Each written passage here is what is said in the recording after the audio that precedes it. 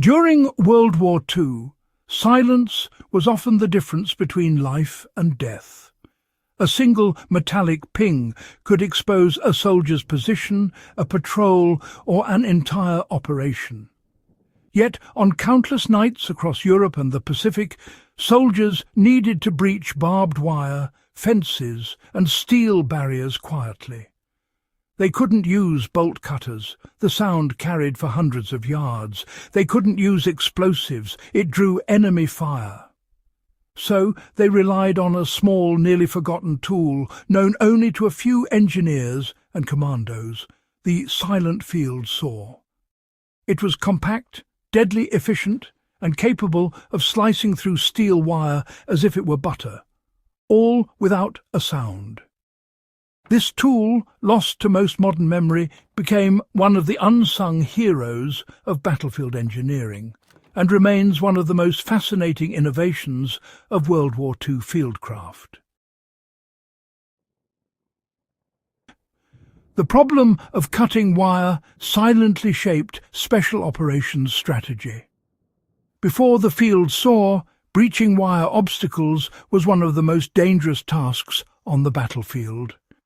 Infantrymen advancing through enemy territory often encountered coils of barbed wire, concertina wire, and communication fences meant to slow or trap them. Cutting these barriers with standard wire cutters created a sharp, unmistakable metallic snap that echoed in the night. Snipers, machine gunners and sentries were trained to respond instantly to that sound. Special forces and engineers had to find a way around this. British commandos, the United States Rangers and German Brandenburg units all needed tools that could get their men through defences quietly. The solution came not from weapon makers, but from toolsmiths and survival engineers, those who understood friction, tensile strength and metallurgy. The result was a compact, flexible saw that could be operated with bare hands and produced almost no sound. This tool became a staple in certain commando and sabotage kits. While it was small enough to fit in a pocket, its impact was immense. It changed the way soldiers approached infiltration, escape, and sabotage missions.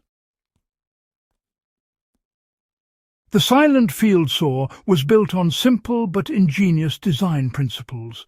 The earliest versions of this saw were based on garrote wire saws used by early explorers and survivalists. They were made of twisted, high-carbon steel strands with embedded abrasive edges, resembling a wire with teeth. The military version refined this into a smoother coated cable that cut through friction instead of biting like a traditional saw. The key was in its structure. The field saw's cable was braided in a specific pattern that created micro-serrations. When pulled back and forth across a wire, it didn't snap or shear. It abraded the metal through heat and friction. This eliminated the loud metallic sound produced by cutting or clamping. The handles at each end were often made of cloth, leather or rubber, preventing the vibration and scraping that could betray a soldier's position. Some versions used tungsten carbide or diamond-impregnated wire, capable of slicing through hardened steel or iron fencing. Soldiers could even coil the saw around a wrist or hide it inside a belt. Its flexibility and silent operation made it a go-to tool for both commandos on offensive raids and prisoners of war planning quiet escapes.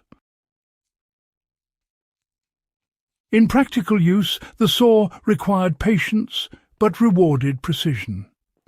A soldier would loop the saw around a wire grip both handles and begin a steady back-and-forth motion. Because it used friction and micro-abrasion instead of direct shearing, it generated very little noise. In the darkness, that soft rasping was drowned out by wind or distant movement.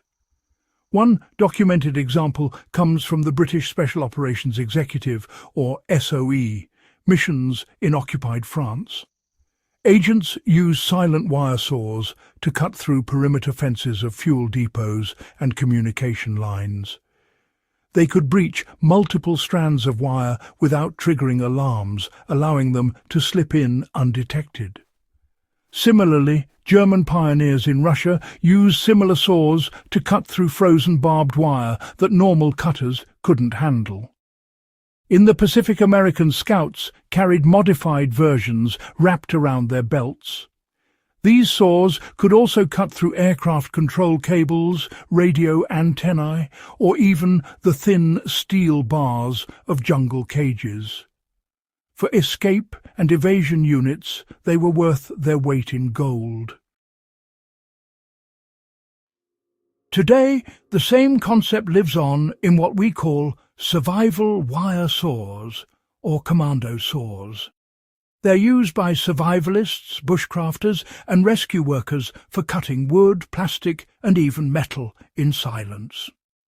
While modern versions are lighter and made from stainless or tungsten wire, the underlying principle is identical to that of the Second World War field saw, cutting through friction and persistence, not brute force. If you ever want to apply this knowledge practically, you can make or use a version yourself. Take a length of braided steel wire, preferably about 60 centimeters long, and attach small rings, straps, or even paracord handles on each end. When you need to cut through metal wire, start slowly, keeping the tension steady. The friction builds up and begins to eat through the strands, layer by layer. The key is to keep your rhythm quiet and consistent, allowing the wire to do the work.